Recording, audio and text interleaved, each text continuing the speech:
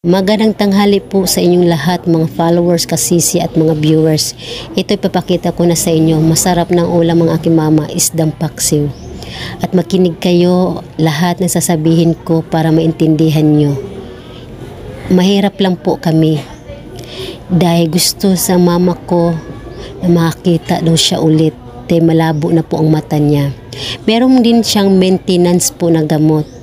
Dahil kaya walang kaya namin, puro kami gipit sa pera, kaya nagtry ako na ipus ko, baka sakali may makatulong sa mama ko. At huwag niyong isipin na ginawa ko to para sa akin, para makapera. Hindi po ako ganun na tao. Gusto ko makatulong sa mama ko habang nabubuhay po siya. Kaya sana huwag niyo nang husgahan at huwag niyo naman bantayan yung mga post ko.